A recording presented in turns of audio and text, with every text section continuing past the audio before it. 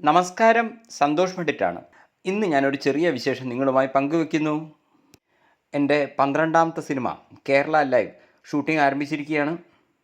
കേരളത്തിലും പുറത്തുമായി ഭംഗിയായ ഷൂട്ടിംഗ് നടന്നു വരികയാണ്. ഒരു ഫാമിലി സബ്ജക്റ്റ്, അതോടൊപ്പം ഒരു സോഷ്യലി റെലവൻ്റായ ഒരു സബ്ജക്റ്റ് കൂടിയാണ് തിരഞ്ഞെടുത്തിരിക്കുന്നത്.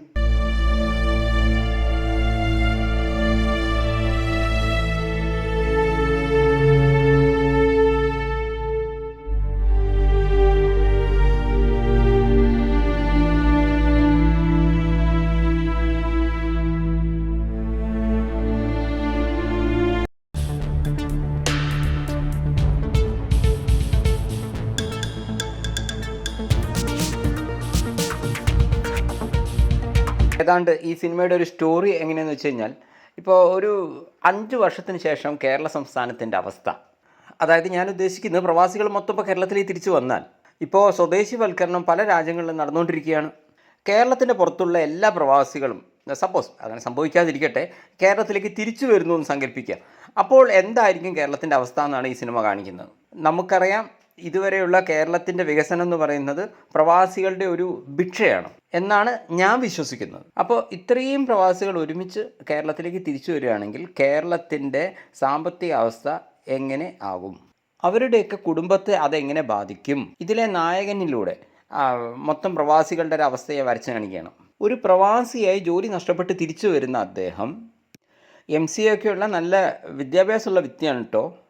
യഥാർത്ഥത്തിൽ അങ്ങേർക്ക് നല്ല ശമ്പളമൊക്കെ ഉണ്ട്. പക്ഷേ ആ ശമ്പളം കൊണ്ട് അവിടെ പിടിച്ചു വെക്കാൻ പറ്റുന്നില്ല. അവിടെ സിംഗിളായി ജീവിക്കുന്നവർക്കെല്ലാം വലിയ വാടക കൊടുക്കേണ്ടി വരുന്നു. പിന്നെ അതിൻ്റെ ഇടയിൽ പ്രകൃതിക്ഷോഭങ്ങൾ. അപ്പോൾ ഇതിനേക്കാൾ നല്ലത് കേരളമല്ലേ എന്ന് കരുതി ഇങ്ങേര് തിരിച്ചു വരികയാണ്. പക്ഷേ ഇതേ അവസ്ഥയിൽ തന്നെയുള്ള ഇങ്ങേരുടെ ബ്രദറെ സംബന്ധിച്ചിടത്തോളം അവർ ഒരുമിച്ച് കേരളത്തിലൊരു ബിസിനസ് സ്ഥാപനം തുടങ്ങാൻ ശ്രമിക്കുകയാണ്.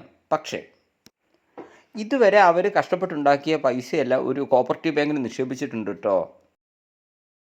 പക്ഷേ ആ കോപ്പറേറ്റീവ് ബാങ്ക് പൊട്ടുന്നു. നായകൻ്റെ ഏട്ടൻ മുമ്പ് ഭാര്യയുടെ സ്വർണം ഒക്കെ വിറ്റ് കിട്ടിയ പണമാണ് ഈ കോപ്പറേറ്റീവ് ബാങ്കിൽ നിക്ഷേപിച്ചത്. പൈസ മൊത്തം നഷ്ടപ്പെടുന്നു. അങ്ങനെ നഷ്ടപ്പെട്ട പൈസ ആയതുകൊണ്ട് ഏടത്തിയമ്മ ഭയങ്കര പ്രശ്നം ഉണ്ടാക്കുന്നു. ഏട്ടനെ വീട്ടിൽ നിൽക്കാൻ പറ്റാത്ത അവസ്ഥ വരികയും വീട്ടിൽ നിന്ന് ഇറങ്ങിപ്പോവുകയും ചെയ്യുന്നു. രക്ഷയില്ലാതെ ഈ നായകൻ്റെ ബ്രദർ വീണ്ടും ഗൾഫിൽ പോയി സ്വർണ്ണ കള്ളക്കടത്ത് നടത്താൻ തീരുമാനിക്കുന്നു. 1-2 പ്രാവശ്യമൊക്കെ ഈ സ്വർണ്ണ കള്ളക്കടത്ത് ഓക്കെ, കാരണം പെട്ടെന്ന് പൈസ ഉണ്ടാക്കാൻ അങ്ങേര് നോക്കിയതാണ് കേട്ടോ. കേരളത്തിലൊരു എയർപോർട്ടാണ് സ്വർണ്ണപ്പൂർ എന്നൊരു എയർപോർട്ട്. ഇതൊരു സാങ്കല്പിക എയർപോർട്ടാണ് കേട്ടോ. സാധാരണ എല്ലാവരും കേരളത്തിലേക്ക് സ്വർണ്ണ കള്ളക്കടത്തൊക്കെ നടത്തുന്നത് ഈ സ്വർണ്ണപ്പൂർ എയർപോർട്ട് വഴിയാണ്. പക്ഷേ ഈ ഏട്ടൻ്റെ കഷ്ടകാലത്തിന് ഈ വരുന്ന വിമാനത്തിനൊരു യന്ത്രത്തകരാറുണ്ടാവുകയും കൊച്ചിൻ എയർപോർട്ടിൽ ഈ വിമാനമെത്തി ഉള്ള ഉദ്യോഗസ്ഥന്മാർ ഏട്ടനെ അറസ്റ്റ് ചെയ്യുന്നു. സ്വർണം മുഴുവൻ നഷ്ടപ്പെടുന്നു. നായകൻ്റെ ജീവിതത്തിലുണ്ടാവുന്ന പ്രശ്നങ്ങൾ, അതുപോലെ സർക്കാരിനെ സംബന്ധിച്ചിടത്തോളം എല്ലാ ഭാഗത്തുനിന്നും വരുമാനമില്ലാതാകുന്നു. കാരണം ആരും മദ്യം കഴിക്കുന്നില്ല, ആരും ലോട്ടറി വാങ്ങുന്നില്ല. AI ക്യാമറയ്ക്ക് പോലും സർക്കാരിനെ രക്ഷിക്കാൻ പറ്റാത്ത അവസ്ഥ.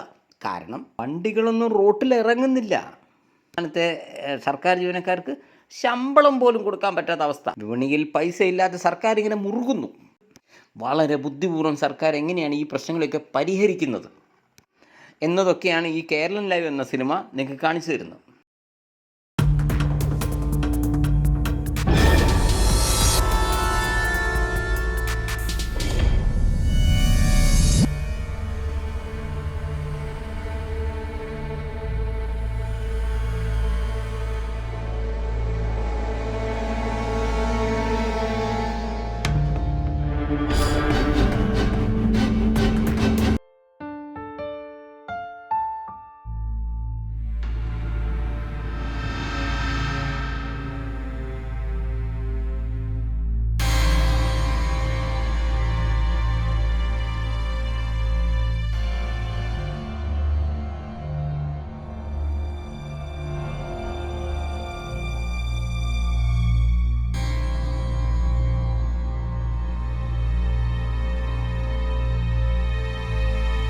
അറിയാലോ, മുൻകാലങ്ങളിലൊക്കെ കേരളത്തിലെ ദുരന്തങ്ങൾ വിട്ട് ഇവിടെ ഒരുപാട് നിർമ്മാതാക്കൾ കോടീശ്വരന്മാരായിട്ടുണ്ട്.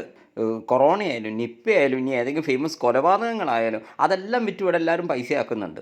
അപ്പം ഞാൻ വിചാരിച്ചു, ഇനി ഭാവിയിലുണ്ടാകുന്ന ഒരു ദുരന്തം ഞാൻ മുൻകൂറായി വിറ്റ് ഇപ്പം തന്നെ പൈസ ആക്കിയാലോ എന്ന് ആലോചിക്കുകയാണ്. അത് പ്രവാസികളൊക്കെ സ്വദേശിവൽക്കരണത്തിൻ്റെ ഭാഗമായി തിരിച്ച് കേരളത്തിലേക്ക് വന്ന കേരളത്തിൻ്റെ അവസ്ഥ എന്ത്? അപ്പോൾ എല്ലാവരും മാക്സിമം എന്നെ സപ്പോർട്ട് ചെയ്യണം. നന്ദി, നമസ്കാരം.